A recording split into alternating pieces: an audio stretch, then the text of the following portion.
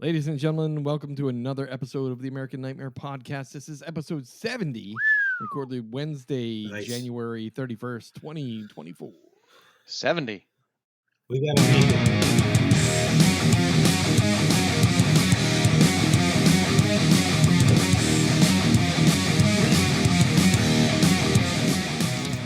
So we have to make it so 666 is our last episode. What do you Holy think? shit. Yes. We might be dead by then.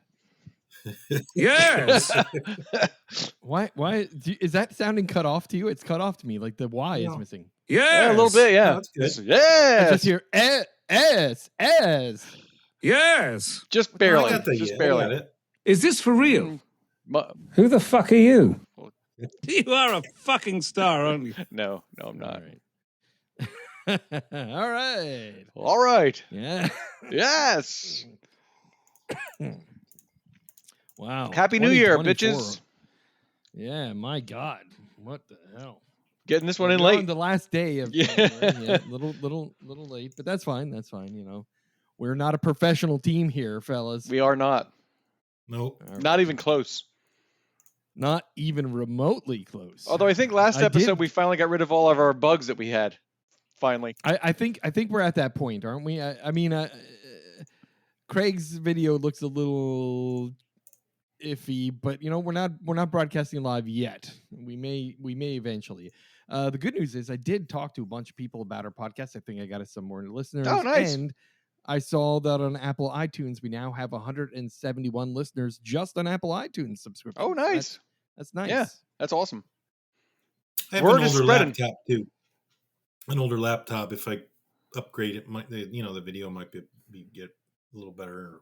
Mayhaps. Mayhaps. That's right. Mayhaps. All right. Let's get started with some horror news. Channing Tatum posts an image of the Image Comics, the Max. Apparently, he is developing a movie of the Max. Oh, that was that I don't old know if you guys cartoon. remember the Max? Yeah, It's that there was blue a thing with, like, the big cartoon on teeth, right? MTV. Yeah, purple. He's a purple guy with yellow gloves and big Yeah, I remember teeth. that. He's like a nightmare of multi-dimension rabbit. Yeah, I remember that. But it was a really great comic book series from Image Comics back in the 90s. I freaking loved Max. It was one of my favorite comic books outside of Spawn when it came to Image. But apparently he is developing a film, and he posted on Instagram, "Oh my God, I'm excited for this. I can't even explain. The Max. It's a childhood love of mine. It's truly brilliant, genius creation of Sam Keith. And when I was grounded, I wasn't allowed to watch TV or watch this cartoon on MTV's Oddities. I would risk it all just to sneak a peek. Sneak out of bed and put it on and pray that I didn't get caught. Even now, after all this time, it feels somehow still ahead of its time." So he's working on a film adaptation of this. So that sounds interesting. That's cool. MTV Oddities, huh? I remember Yeah, that. do you remember that? It was shortly after they did the Liquid Television. They Oh, spun that was off a lit. cup. With Ian Flux. That was like such Right, a Yeah, good yeah. that was cartoon. Liquid Television. So they spun that off into Oddities, Yeah. and they had the Max, and they had that dude with the big head, the alien head. Yeah, And yeah. You know, Yep. Yeah, when I was sneaking out of the- bed back then to watch something late at night, hoping I didn't get caught, it was the scrambled Cinemax, hoping to catch a glimpse. Skinamax. Hoping to catch a glimpse of some Yeah. boobies or something. Yeah. All right, Sundance Film Festival is over, and a lot of great horror movies came out of it. In fact, the one that really I wish I would have watched is In a Violent Nature, which redefines slasher films with an ultra-gory throwback. According to Variety magazine, in a Violent Nature, director Chris Nash redefines slashers with an ultra-gory throwback that evokes Terrence Malick. Nash told Variety, "We went in knowing that we were just following around a slasher character the entire time. To reveal any kind of story, we decided we'll have overheard conversation establishing all that. And we are standing on the shoulders of giants as far as those tropes go. we've been ingrained into audiences for decades. They know right away that the characters are talking. Okay, this is an asshole boyfriend, and this is his troubled hunk, and the girl next door. It clicks right away. The great thing about this is Shudder picked it up, and it will be on Shudder soon. Oh, sweet. They have a nice teaser trailer that I posted up on our Facebook group, and it says critics are calling this kill of the year and ridiculously gruesome. It was pretty vague as a teaser trailer, though. I was hoping for more, other than just the stuff telling me that It is very vague. I was really gonna like it. I'm like, oh, okay. Yeah, it was really vague, and from what I read from some of the reviewers that did see it at Sundance, said it's a very different horror film because you're not the teenagers and getting scared by a murderer. You follow the murderer. Yeah, it's like, you see everything from his point. Yeah, as I of say, view. it's like POV from the slasher guy. Yeah, so I'm totally for that, dude. It sounds like it's going to be awesome, and all the guys that I've read their postings from the Sundance review of it said this movie's going to be the movie of the year for 2024. Sweet, and it's coming out soon. Yeah, and it's going to be on Shudder. Woohoo! Yoo-hoo! Way to go, Shudder. Yes, Wasn't Class Reunion? Yes. Wasn't Class Reunion like that? Wasn't it all POV from the killer? From the breather. Yeah. Yep. I think that was his name, right? The breather. Yeah. Did he have a paper bag over his head like the Unknown Comic? yeah. Remember him good. too. That was good. Yeah, Marty the Unknown Langston Comic was good too. Marty Langston, the Unknown Comic. From the Gong Show. Yep. This week there were 3 teasers released for the new Nicolas Cage horror film Longlegs. That also looks interesting. It kind of Yes, it gives, does. although it kind of gave me Skinamarink vibes, like the trailer that I watched. I'm like, Well, all right, maybe. So is he starring in it, or is he just? He's the murderer. He is the murderer in it. That It's guy a cult doesn't stop film. working. Jesus No, Christ. right? He's like, hey, I'm not going to be acting for much longer. I'm going to get all I can out over the next couple Holy decades. shit. The cast of Longlegs includes Nicolas Cage, Micah Monroe, Alicia Witt, and Blair Underwood.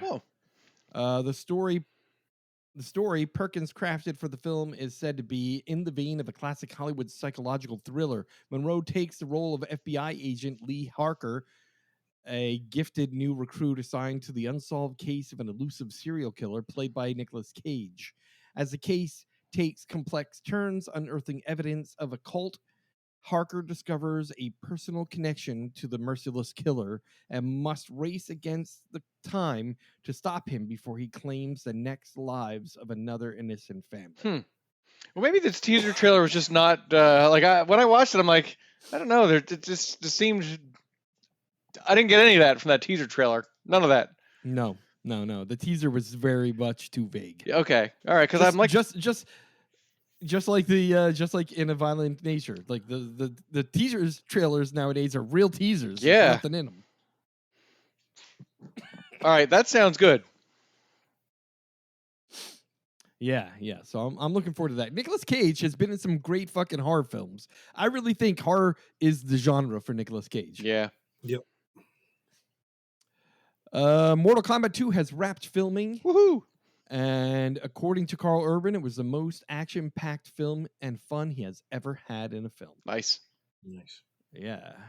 So I posted the Instagram link on Facebook that shows some photographs from the cast and crew at the wrapping of Mortal Kombat 2. So I'm excited for that. No dates yet as to when it's going to be released, but it is done filming, going into post-production.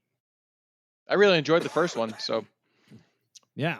It's been a bit of time. like 4 years, right? Yeah. Thank you, COVID, and all the other strikes and other bullshit. Yeah. Speaking of strikes and all that other bullshit, there was an interesting article on JoeBlow.com regarding what the hell is going on with Salem's Lot remake. Oh, yeah. We just talked about that, Forgot didn't about we? one, Before. too. Yeah, Yeah. we talked about it last month. We talked about it the month before. I told you guys about it when I went to go see a early preview screening of it. I was stoked to see it come out. After that screening, I was like, yeah, this looks like it's gonna be fucking good. And then it just sat around doing nothing. And then the last rumor we heard is it might be shelved. But according to Deadline, they're saying Deadline recently put out a report a couple weeks ago saying that the Looney Tunes Coyote versus Acme movie and another film that they're writing off as for a $40 million tax rebate. Stephen King may find itself in that same realm. Oh man. Previously, we talked about this coming out in theaters back in September of 2022, but that got dropped. Warner Brothers decided that they would push it back a few months, and then we remember that COVID delays, post-production delays, reshoot delays back in September, August of 2022. Then Warner Brothers said that it was targeting April 21st, 2023 to release it. Instead, they kicked out Evil Dead Rise. And now we're still waiting to see what the hell happens with this remake of Salem's Lot. They have to do it for David Soul, right? They have to do it. I'm just hoping that they do kick this thing onto HBO Max Max or something, or do something with it. Don't fucking write it off. Don't shelve it. Don't get rid of it for a rebate in your taxes. Like this bullshit.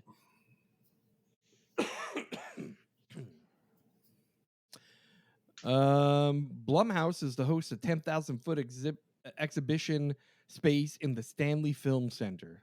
That's right.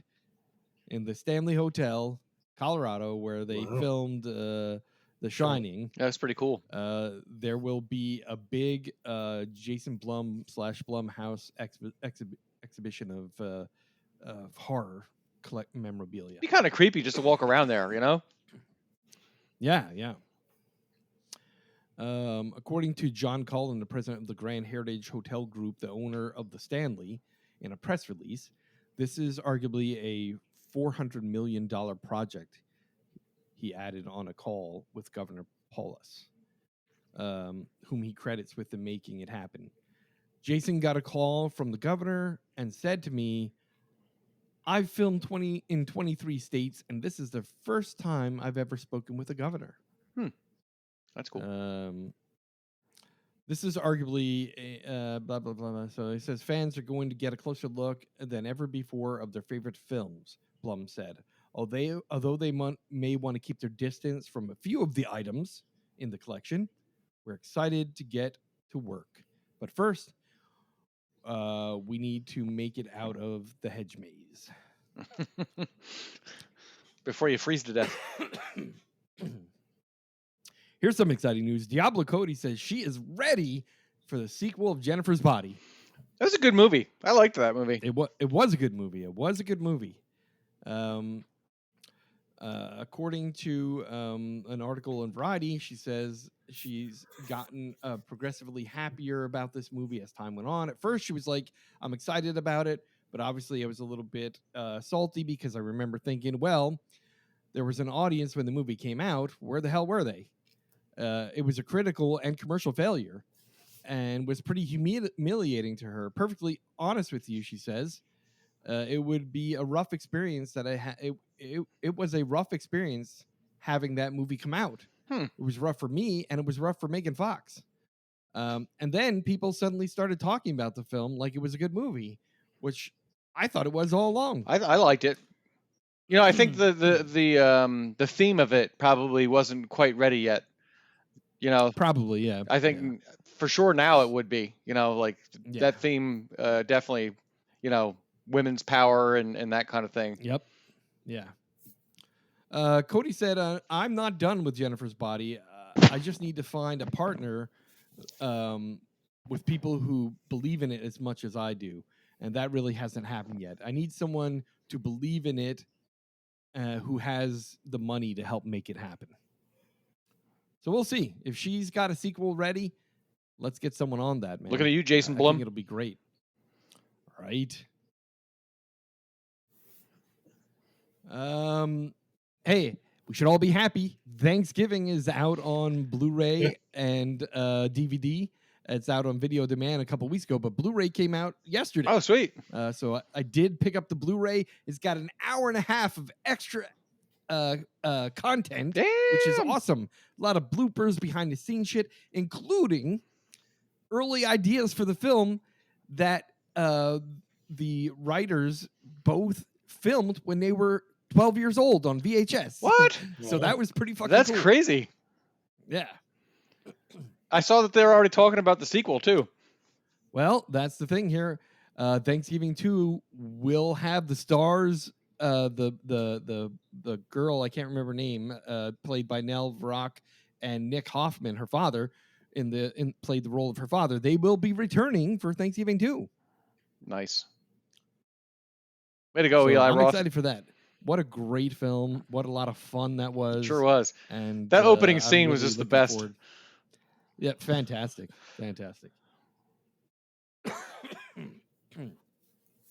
Haven't seen Lisa, You haven't watched Yeah, that go yet? it. I didn't see it. Oh no. man. What? I Man, didn't what a see it. fucking great film! It's gonna be, dude. Every Thanksgiving, this is gonna be played. No, It's I'll like watch it. A It just brand new. Just haven't it gotten around will to it. not be slasher on my film. list. It will not be on my list, unfortunately. But All right, let's see what we got here. Lisa Frankenstein gets an 8-bit game. That's right, the movie Lisa Frankenstein. We talked a little while about that. It comes out February 9th, but they have an online game on the web browser game called Lisa Frankenstein Slay and Decay. It's a little 8-bit game. It's a fun little thing to play. I played it once or twice. Nice. The movie kinda looks fun. fun. It's a good good Looks like concept. going to be a good comedy horror. Yeah, yeah. there's Depp's daughter in there. That's right. I believe it does Yeah. have her So, in there. Lily Rose Depp, Yeah, I don't think I so. believe so. Yeah, exciting. Yes. All right. One more story here I got for you, and that is Resident Evil 4 remake sales now top 6.48 million units. Wow. Oh wow. According to their last quarterly earnings call, they sold over 6.48 million units since December 2023. That puts Resident Evil 4 remake closer to entering the top 10 in terms of Capcom's platinum sales titles, just behind Monster Hunter Rise, Sunbreak, Street Fighter 5, and Devil May Cry 5, which the latter of which has over a million units over Resident Evil 4. No Mega Man? I was disappointed in all those. I don't.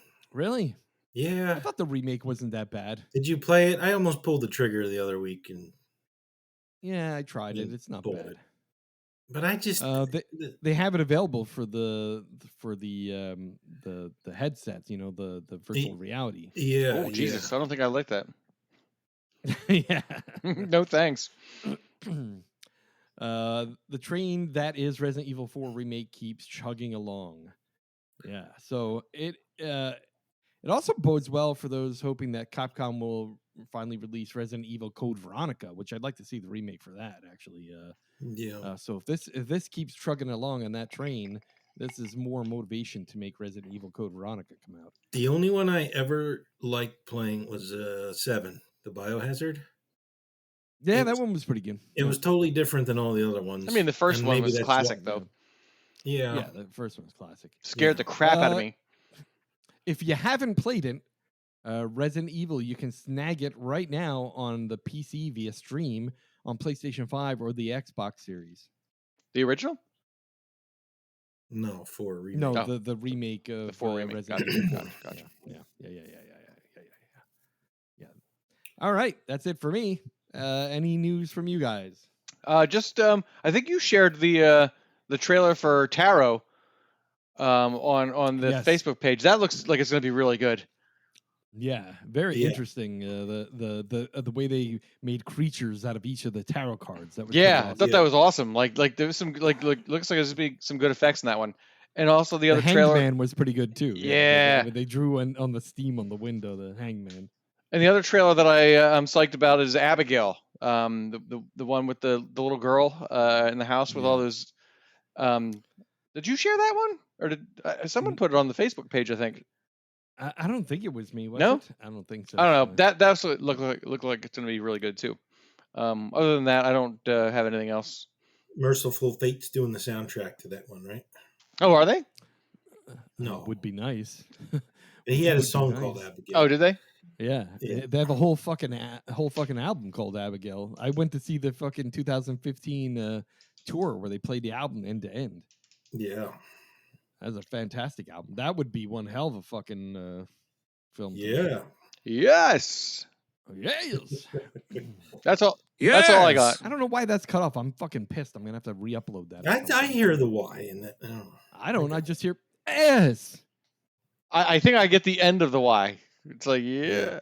Yes. Yes. Yes. Yeah, there it is. There it is. Yes. It's there. Yeah. I don't hear it. There's something I hear something not right here. What the hell's going on? All right. Anyway. All right. Now we got 5 great flicks on a streaming service. Chris. I chose Shudder. Okay, good. I don't think we've done Shudder in a while. It's been a while. Yes, it has. And there's some really good ones on Shudder. And I think all the ones that I've chosen are Shudder originals from what I remember. So this is no particular order, just 5 great flicks that are currently on Shudder that you should go watch. I'm going to say Destroy All Neighbors, which we'll be talking about in a bit. That was our movie that we reviewed for this month. Also, The Sacrifice Game, which I thought was just a great throwback, had a 70s grindhouse kind of vibe to it. Go check that one out. Speak No Evil, which they're actually doing a remake of. I think it's a Dutch film that I watched last year and really enjoyed, and I think they're doing an Americanized version of it. I don't know if it's going to be as good, but it was a great film. All the Moons, which I think we reviewed that one, right?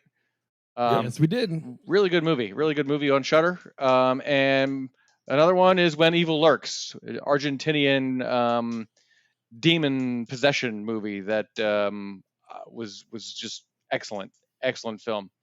And that's my 5 films to watch on Shudder. Beautiful. Nice one. Yeah. Awesome. Yes. Fantastic. I haven't seen some of those, so Well, there you go.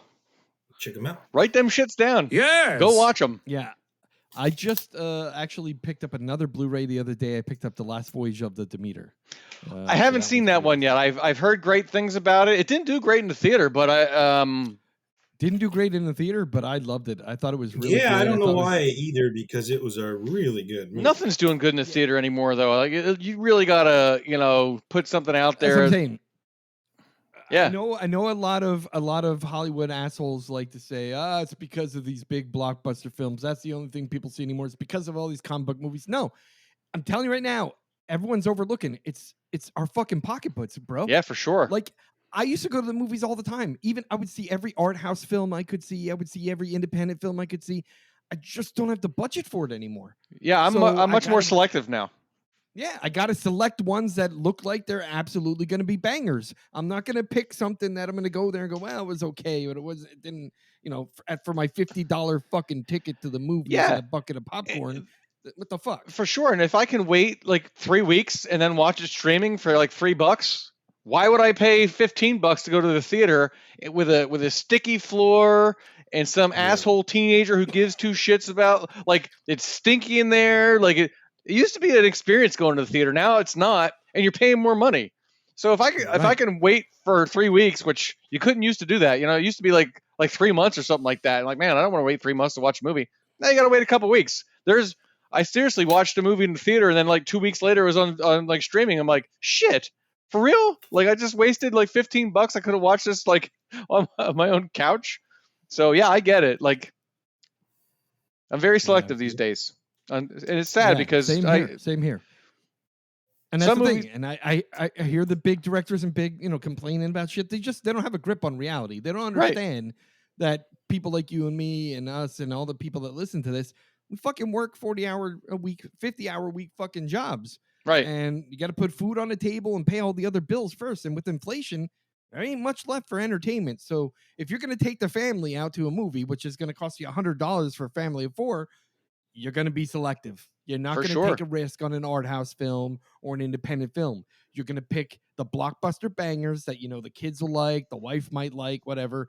You just got to deal with it. And the fact that these rich people just don't or have no grasp on reality is not a matter of like those movies taking over the world. It's a matter of that's the choice I have to make given my budget.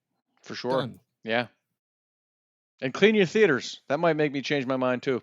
Well, I got a feeling that, given the way that inflation is and the way that the economy's going and the stagnation of wages, we'll be lucky if theaters still exist in 20 years. Now, to be fair, there are some good films that are like direct to streaming. You know, Netflix has been putting out some decent stuff. Amazon is putting out some decent stuff. Shudder. So, you know, there's so many other options, and I don't have to spend as much money. Well, I'll tell you this.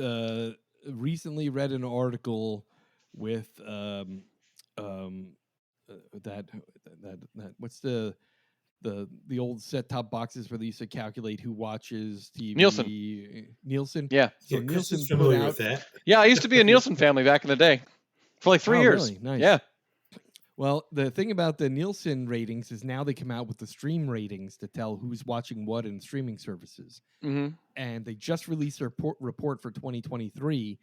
Netflix has like 8 of the top 10. Really? It's kind of crazy. Yeah.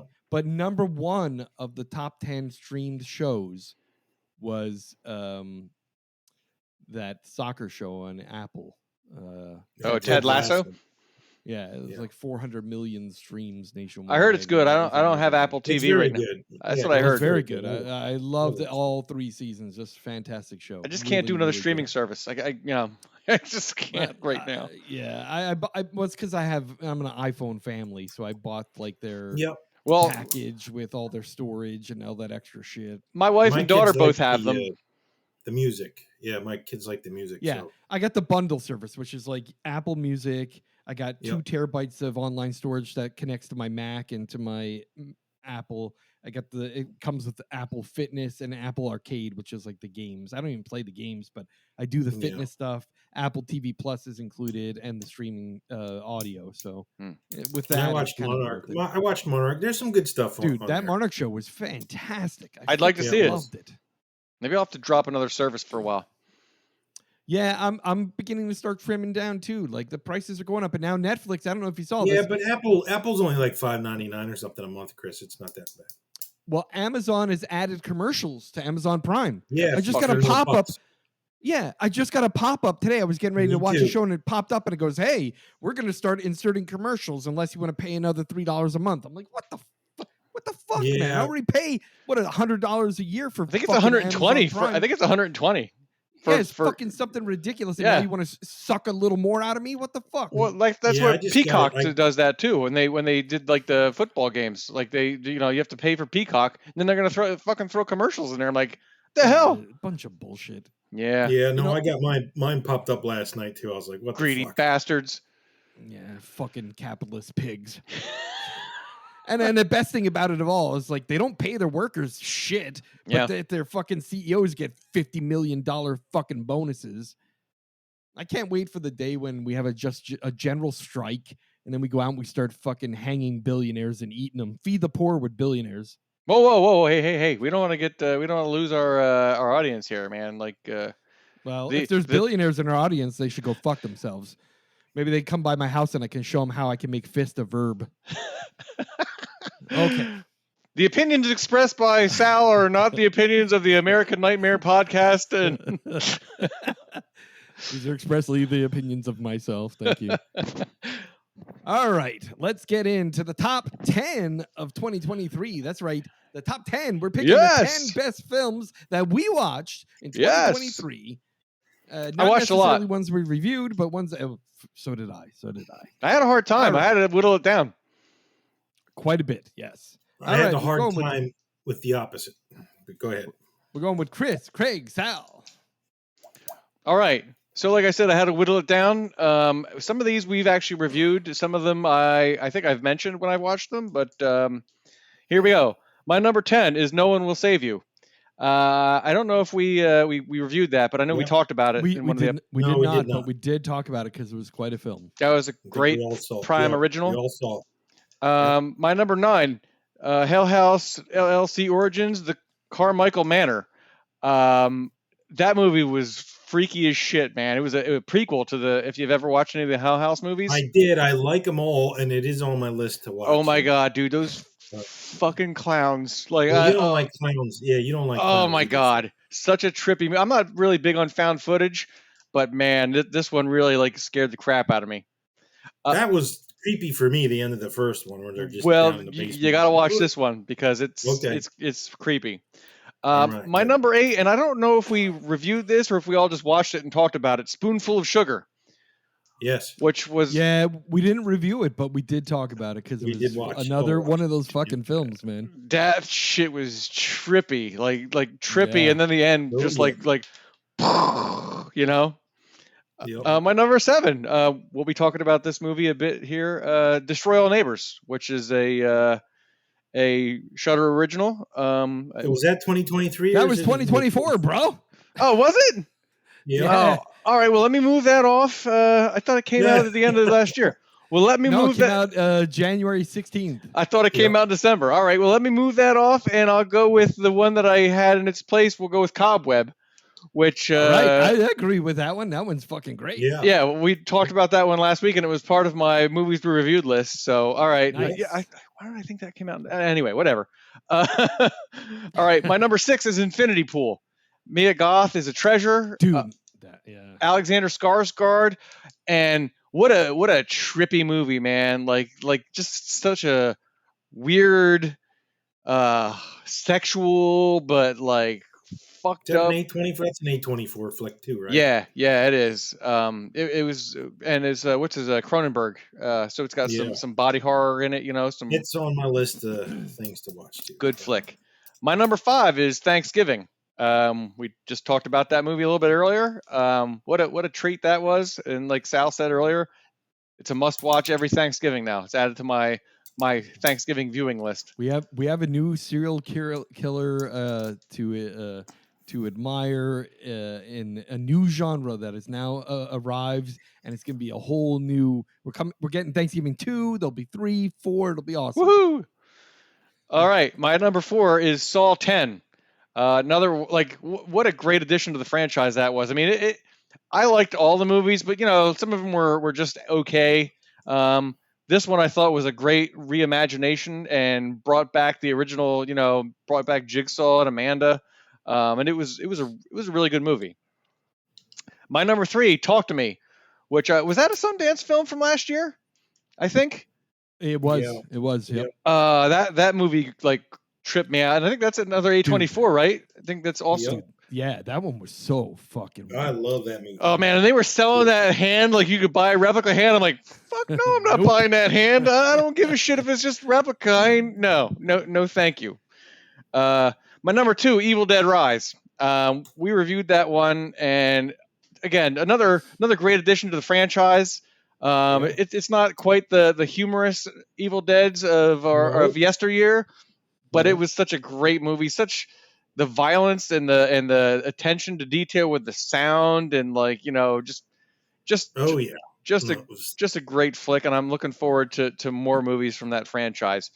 And my number 1 was actually also in my movies to watch on Shudder list, and I don't know if either of you watched it. I have mentioned it a couple times, I think. When Evil Lurks, Argentinian film. It's a possession film. It's on my list. Yeah, I didn't watch it yet. Oh my god, Yeah. dude! There was shit that that happened to that movie where I had to pause it and just like process. What a movie, man! Like what a great film, and it was the best one that I saw all year. And I forget. Like I said, it's an Argentinian film, and it's subtitled. But wow, awesome film! Awesome Nice. film. I gotta add that to my list. Yeah, I see that. That made a lot of top 10 horrors of the year. The shit you'll see in that movie, man. Like I said, Yeah. I screamed out loud twice. Well, maybe we can put that. Yeah, I mean, we could do that. Like, I got so many on my list that I want to review with the group. So yeah, I'll put that. and I had honorable mentions, but because we did 10, there was a lot of good movies in 2023. Thank you, horror movie writers, directors, and producers. I'm hoping for just as good 2024. Yep. All right. So I had the opposite problem. I only had one movie to omit on my total list. So I had 11 movies. It's all right, man. Yeah. You got 10 in. I watched a lot of horror. It wasn't for the lack of watching horror movies. I just didn't watch any of the 2023 ones.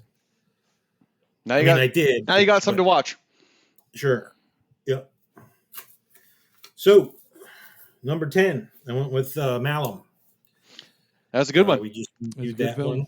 Creepy, It was good. trippy. Yeah. A remake as well.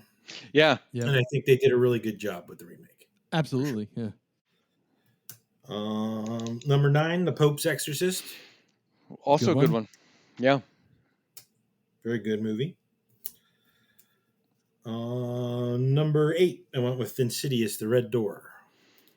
I don't know if you guys. I watched follow it. that It was a bit franchise. slow for me. Like as far as the franchise goes, like it was good. Yeah, well, again, like I said, I had Yeah. You watched there's it. movies on You here watched that it. weren't doorbusters. You know what I mean? Yeah. But I think they did a good enough job. Yeah, and I think it wrapping up. wraps it up, right? It like wraps up the series. So Yeah, so the story was good. That's why it was number 8. Number 7, No One Will Save You. I think that's the first one that was a good one. that overlapped Chris's list there. Number 6, I went in with Knock at the Cabin. I don't know if did you guys see it? I did. I liked that movie. Okay. It was good. Okay. Great cast. M.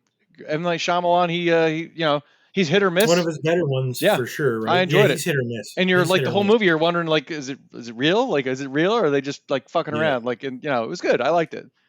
Yep. Yeah, he's definitely hit or miss. But it looks like he has two new ones coming out. Oh yeah, Nice. nice. Yeah. Nice. Number 5, I went with Spoonful of Sugar. Good movie. Creepy. Yeah. Weird. Listen, Weird. I want to call that one a diamond in the rough. I don't know if a lot of people know about that one. Is it still on Shudder? I think it was on Shudder. Yeah, it wasn't is. It's still there. Okay. So I highly recommend you watch that one if you haven't seen it. Number 4, I went with Cobweb. Again, I just reviewed that one not too long ago. Great ending. For Really that one. good movie. Yeah. Yeah, really good. Another sleeper, I think. Number 3, I went with Last Voyage of the Demeter. Yeah, I didn't get to watch that one yet. Listen, that was a watch it in the movie theater type of movie. Was it? Right? Yes. Yeah. Just you got to see it on the big screen. It was, oh my god! It was, the acting was phenomenal. It had The acting was phenomenal. The take some on folks Dracula. from Game of Thrones. There was actors from Game of Thrones in there. Quality actors, dude. Quality. Yeah. Like that was a great film. Is that streaming yet? Is that like available to stream yet? Like, No. It's this just month, came out I on think. DVD. It just came out on Blu-ray Did and it? DVD. So I think this month it'll start streaming. okay. Yeah, Because you'll I want to start watch seeing it. I didn't get around to that one. They held out on streaming for some reason. I think they were Yeah. upset that no one went to the theater to see it, and they put it in theaters again for a short period, like thinking, hey, maybe word of mouth it'll pick up, and it didn't, which Yeah. was a bummer. So they held out on streaming. They want people to buy it. Yep. Number 2, Talk to Me. Fucking man. Yeah. Awesome. A24. Can't say enough. Can't say enough. Yeah, A24, right? It's like you can't go wrong with an A24. They really do have a lot of great films. And they got they a don't few get enough- stinkers. They got a few stinkers, but they got a lot of really Yeah. good films. They don't get enough hype though either. No, my they don't. my oldest daughter went to see it and she came home. She's like, you got to go see that, Dad, because she knows I like horror. Yeah. Like, It was a good one. you got to go see it. That was Australian, I think, right? Like it was an Yeah. Australian flick. Yep. It's fucking Number 1. terrifying, man. Yeah, not as terrifying as Evil Dead Rise. So that was my number 1. Number 1. Yeah. Great movie. That was that was just like Chris was saying, just the sounds, and it sort of just sucked you in there, and you're just like on the edge of your seat the whole movie. You know, it's like, Yep.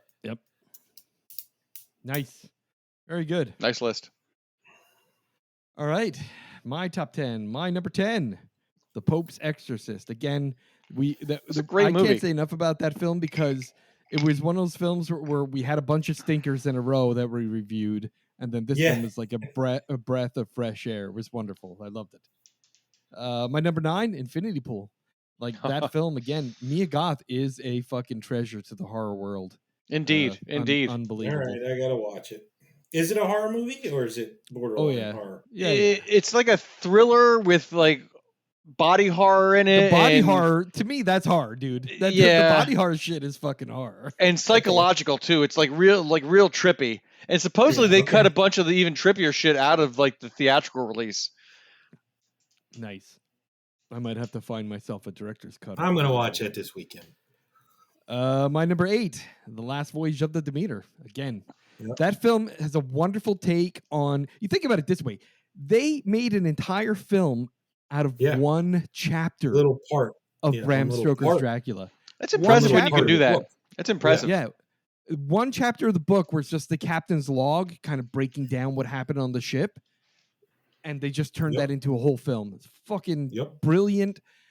Their version of Dracula was an interesting take on Dracula, and the number of practical effects. I just watched an hour-long behind-the-scenes. Yeah, that thing was that almost on the, a Nosferatu type of. very much so, right? very much so. But I watched an hour-long kind of thing that showed almost all of it was practical in the filming part. They just digitally enhanced the vampire after filming. Yep. Number 7, Totally Killer. Oh, you guys, no, that was good. That was with Kiernan Shipka, right? Yep, it was a great little film. It was one of my honorable mentions if I was allowed to do that. I really liked that movie. It was fun. It was a fun movie. Yeah, it was a good movie. I put that at number 7 because I really enjoyed it. It was a nice 1980s slasher throwback. I really liked it. Yeah, it looked a little too teeny for me, and that's why I didn't watch it. It's fun. It it's was fun. Yeah, it's a teen film, movie. Yeah, it kind of gave like babysitter type vibes as far as like, I mean, that's a teenage movie too, but you know, adult enough. That's a little. Well, I don't know.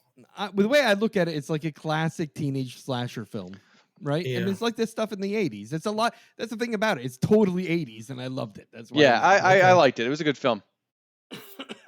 My number 6, The Boogeyman, the Stephen King film adaptation, was really good. Yeah. That was a good one. That's another one I want to see.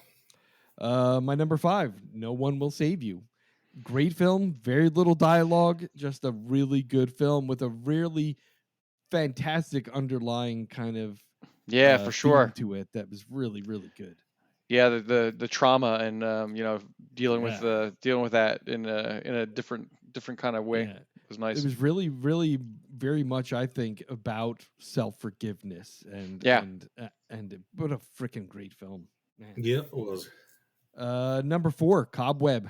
That was a creepy as fuck. I was really, when we reviewed it, I'm like, this is a great film, and that's definitely amongst my top 10 for the year. Good cast too. Oh yeah, yeah. My number 3, Talk to Me. What a, again, fucking creepy as fuck, man. That film was so creepy. Yeah. It gave me freaking goosebumps. A couple of the scenes, I was just like, oh Jesus. Yeah, that scene where that kid like stays on a bit too long and then just starts. Oh man, man. Yeah, I really was tempted to buy that fucking hand replica because that is creepy. Don't do it. I want people to come into my apartment and go, "What the fuck do you got that for?" Oh, don't do that, man.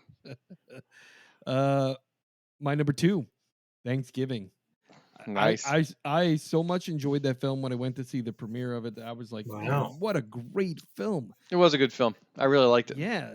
And it's coming from a director that loves the same slasher films that we love and really made an homage to the classic 80s slasher films, and I loved it. Does that movie take place in the 80s? No, it's modern day. No, it's modern day. Yeah. Okay. And my number 1, I agree with Craig, Evil Dead Rise, man. Yeah. That's my number 1. And the way I judge it is, out of all the films that I bought and all the films that I rented or streamed, the one that I watched over and over again the most is Evil Dead Rise. I think I have watched it like 3 or 4 times. Film. It's on Max. It's on Max, and I just keep watching. It would have been my number 1, but like I said, when Evil Lurks just like was something like fresh and it was foreign, and some of the shit that happens in that movie, just I was like, oh fuck. What was the other little one you said, Chris? The sleep something. Did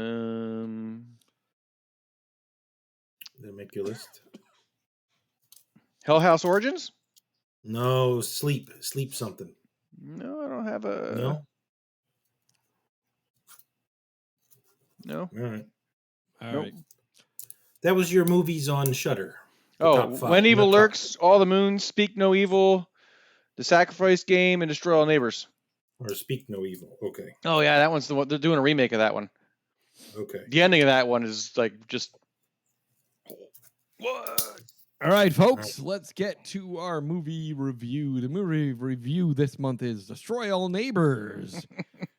Destroy All Neighbors. Let's talk a little bit about this film. The summary of the film is William Brown, played by Jonah Ray Rodriguez, a Willie. neurotic, self-absorbed musician. I think he called him determined to Billy too finish- at some point. Yeah, determined to finish his prog rock magnus opus, faces a creative roadblock in the form of a noisy, grotesque neighbor named Vlad, played by Alex Winter. Finally, working up the nerve to demand that Vlad keep it down, William inadvertently decapitates him. While attempting to cover up the murder, William's accidental reign of terror causes victims to pile up and become undead corpses who torment and create more bloody detours on his road to prog rock Valhalla. Destroy All Neighbors is twisted splatter comedy about a deranged journey of self-discovery full of goopy practical effects and well-known ensemble cast with lots and lots of blood. Tons of practical effects, right? Really Yeah, cool. for sure. Yeah. This genre is a comedy horror. Its original language is English. The director is John Forbes. The producer Russell Sangrias, Alex Winter, Jonah Ray. Written by Mike Benner, Jared Logan, Charles A. Piper. It was released in theaters January 12, 2024 in a limited release, and then released on streaming January 12, 2024 on Shudder. Hour and 25 minutes, RJE Films, Shudder Films. What a film. This one I was lucky enough to get to go see the premiere of it in Santa Monica at the Aero Theater. The cast and crew was all there, and a whole bunch of other stars that were there to visit and see the film too. What a great film. There was a nice Q&A session afterwards. Some of the questions and answers were really funny. It was nice to see the cast really enjoying the film that they were making and having a good time doing it. This film, first of all, I would argue to say it's not really a horror. It really is a splatter comedy. It is a bloody, disgusting splatter film. Yeah. That is for sure. Straight up comedy. It's a straight up comedy, but Agreed. with like blood and guts. Yeah, tons of blood and guts, which which kind of makes it the horror genre. Because where the hell else do you put it? A movie like that, right? Like, yeah, it's a splatter film. You know, it's a splatter film. And it's definitely there's nothing scary about it at all. Like, yeah, but there was a lot of blood and guts. It Vomit, is gross, and it is disgusting, and it is very, very animated corpses, talking heads. The practical effects are fucking amazing. A corpse that was playing drums with its intestines as his arms, like. There was a lot to like about the movie. I cannot remember the woman's name, but the building manager, that was the mom from Karate Kid. Was it really? Way. Yes. Oh, geez. I looked her up when I was in the theater there because after I saw her on screen, I'm like, that woman looks so familiar. That is the mom from Karate Kid. Yeah, I thought she looked. Was it Lucille LaRusso? Yes. Yep.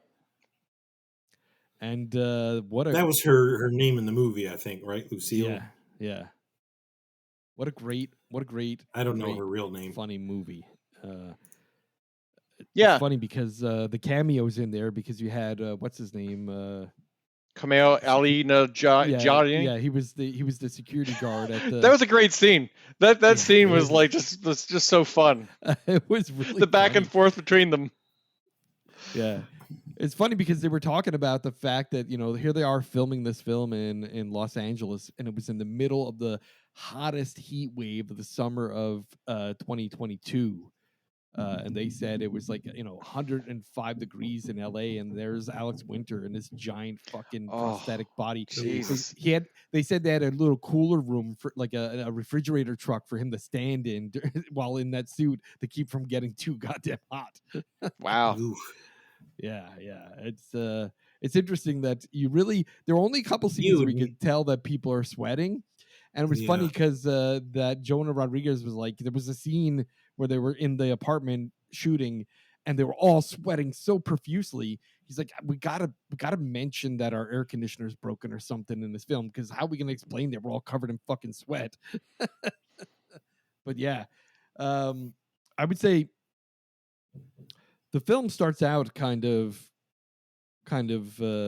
slow, Yeah, it does. right? Because they're just trying to introduce some characters, build a little so you understand what's going on.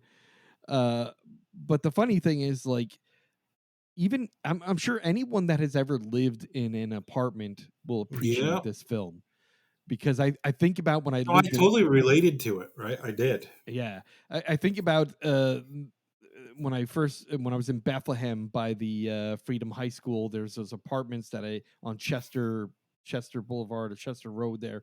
I lived in these shitty apartments, and they were fucking paper thin walls. Yep. Like I could hear the mom yelling at her kids all day next door. Every fucking movie that they would play, Yep. I'm sure they would hear every fucking movie I play every time I had music on. And that whole scene where, like, you just hear the disco, the shitty electronic music next door. The and the room is EDM, like, man. Because people like to fuck. Yeah, it's like, what the fuck, man? And he can't concentrate. He's like, I'm trying to make this music, and all I hear is that. No, that we had a lady that lived underneath us, and you could tell when she had her boyfriend over. Nice. Yeah. She would moan. Seriously, you'd be watching TV, and you'd hear her just Getting pounded. And her little kid would, like, constantly go out, like, in and out of the house, and he would slam the fucking door, and it would just, like, you'd be sitting there, it's like bam. You're like, Jesus! It was the worst, dude. It was the worst. And it's funny because the writer of the film, during the interview process, he was saying, I came up with the idea because I was thinking about the fact that when he used to live in a part of LA called Little Armenia, and he's like, that's the fucking crazy ass neighbors that you had that just, like, had crazy accents. They talk crazy. They do crazy shit. Is that what Vlad was supposed to be? Like Armenian? Yeah, it was like, kind of picking out this, neighbor of his in the past, But it's funny that just everyone can kind of relate to that part of the film, which made it very relatable and very, like, yeah, I get it.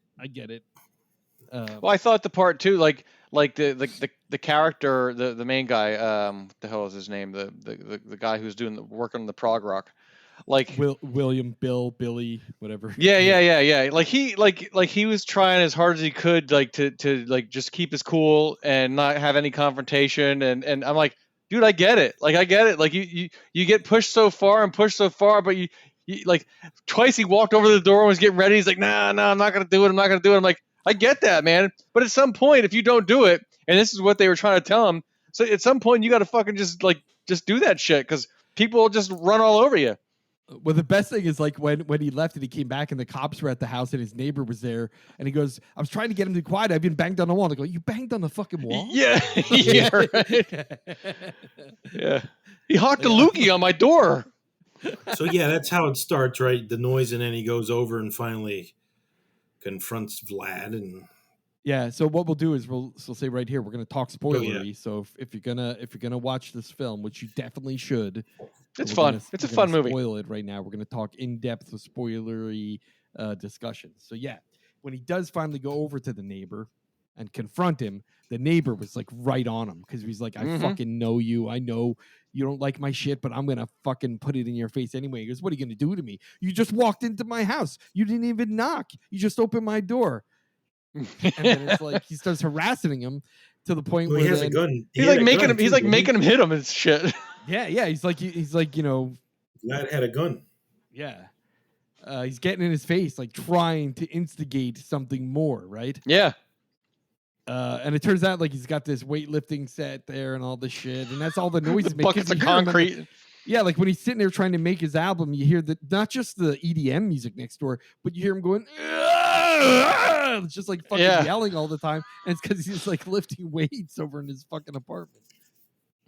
But when he gets to that scene, when he gets to that point where I forget what it is, the chicken wing, he was eating chicken wings and he's like throwing it around, and he dropped one and he slips, and then the fucking metal bar from his weight goes right fucking through him.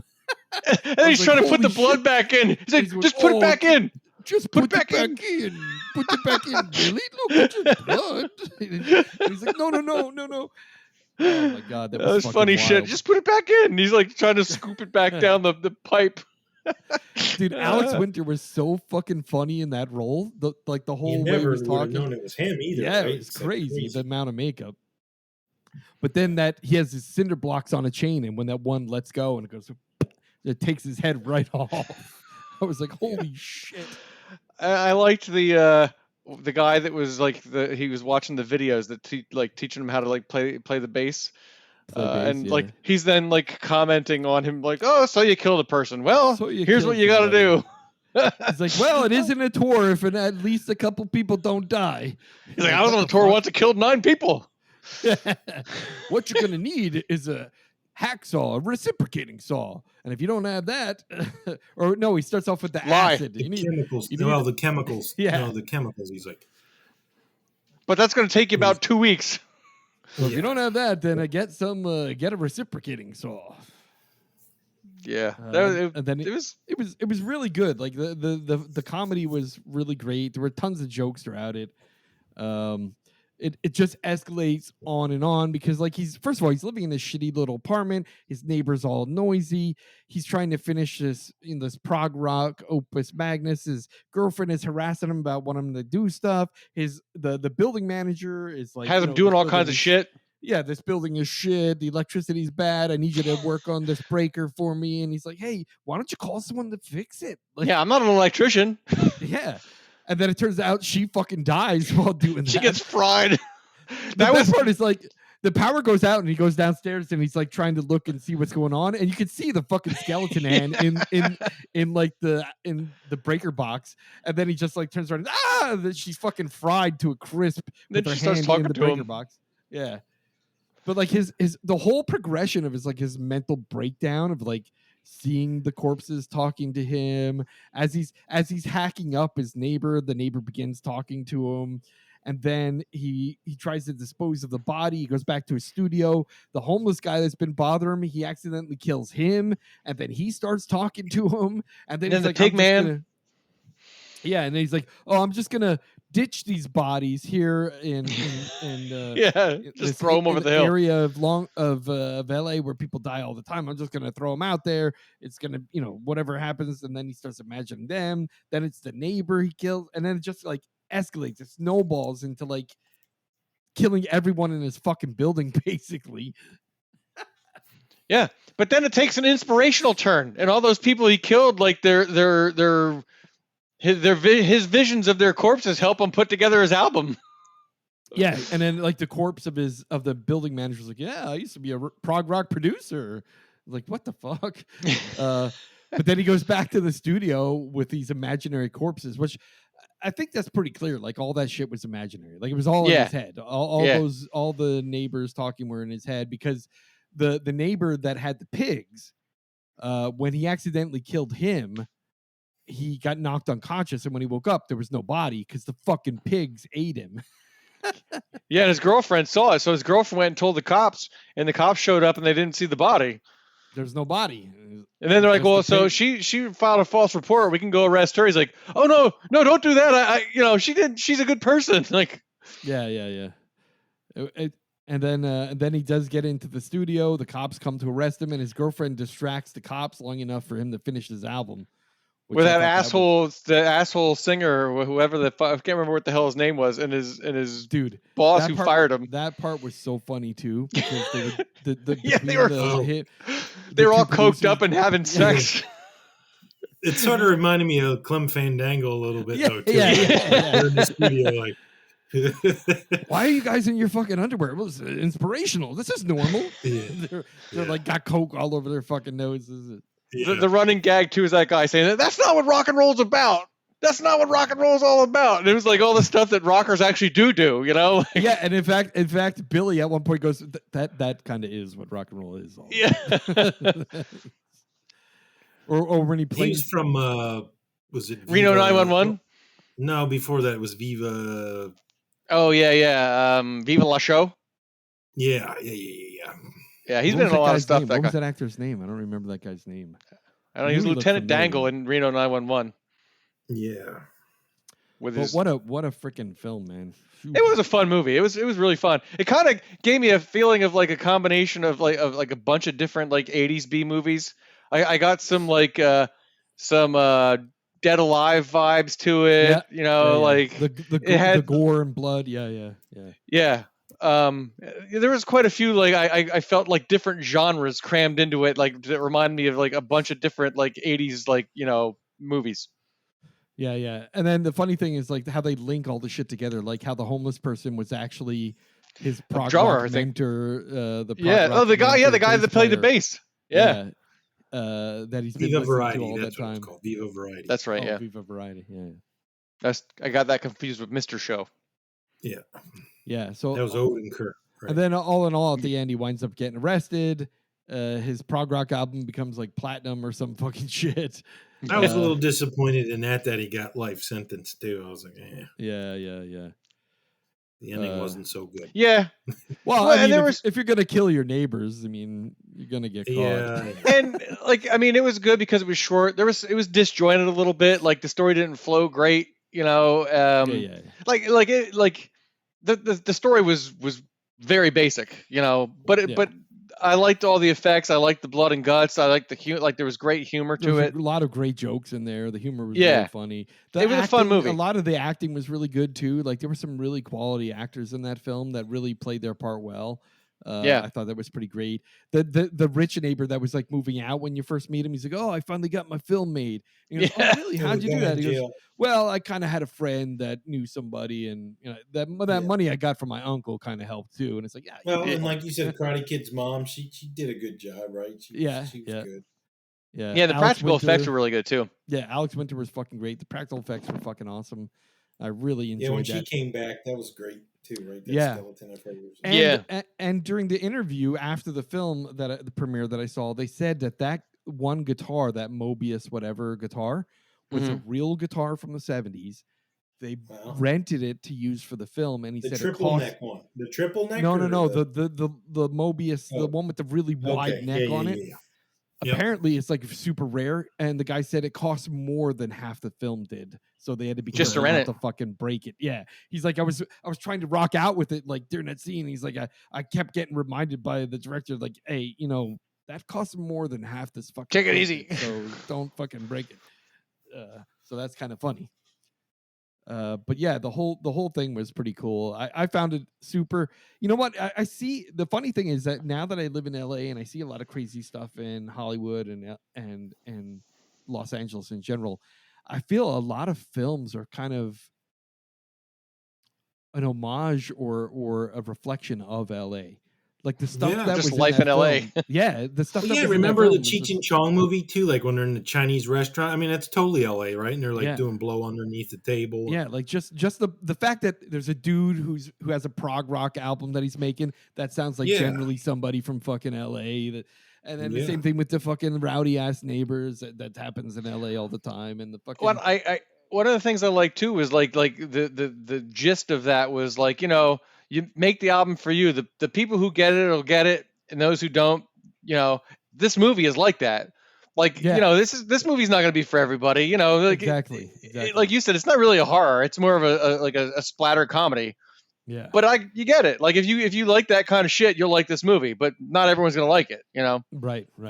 And it's funny, one of the things they said, which made me really think, is at the end of that interview, they were saying they wanted to thank, Shudder for helping to pay for it, and thank the audience, the people that like these types of films, for liking these types of films. Because, like I said before, in the economy that we're in right now, it's hard to sell a film. It's very hard to get a independent film made. What did it do in the theaters? I don't know, and it was only in like 12 theaters, like it was hardly anywhere, and it was a simultaneous release. So I'm not even sure that any money they made was of any fucking measure. Yeah. But yeah, overall, I found the film funny, fun. It was a fun movie. The splatter aspect was great. It was full of some very funny laughs. The acting was pretty good. And after seeing like the interviews of the girlfriend, I forget her name, but she was funny because she was like, yeah, when I was filming it, I was like, this. I'm just asking myself all the time, why is she still with him? You know, I gotta say, at one point though, I had to put on subtitles because when Vlad was talking and the music was on in the background, there were some Yeah. times I couldn't understand what the hell he was saying. Yeah, the And mix it was wasn't funny very as I'm good. reading it, like some of the shit they had him saying. I'm like, holy shit, Yeah, that's yeah. funny. And the mix wasn't very good either. The sound, the audio mix, like in those scenes, like you couldn't hear the vocals. Yeah, the music was very separated loud. well. Yeah. Yeah, which is when like I said, I put on the subtitles then. The other thing too is all the music in that is coming out on Sub Pop. I think they're doing a soundtrack because all of the music is original music made by a composer that did everything. Even the shitty EDM music that they did, he composed that himself. Like he did all the music for the film. It was pretty good. It's funny because they were saying we need you to make a shitty EDM music, and then when they were done, they were like, "Yeah, it's not shitty enough. This is too good. This is good EDM. You got to do shitty EDM." He's like, "Is there good EDM?" I don't think so. I don't think there's any good EDM. Don't come at me, anyone that's listening to this, if you like EDM. I'm not saying you're a bad person. I'm It's just not my saying you thing. like shitty music. All right. So with that, I'm gonna say my rating is gonna be what? 3.5 stars. That's where I was going too. 3.5. I was going 3. All right. Okay. Let's do an American Nightmare podcast. 3.5 stars for Destroy All Neighbors, exclusively on Shudder. Make sure you go watch it because it is a funny film, and always watch independent films because without people watching independent films, we will see the death of independent films. Yes. All right. Thanks everybody for listening.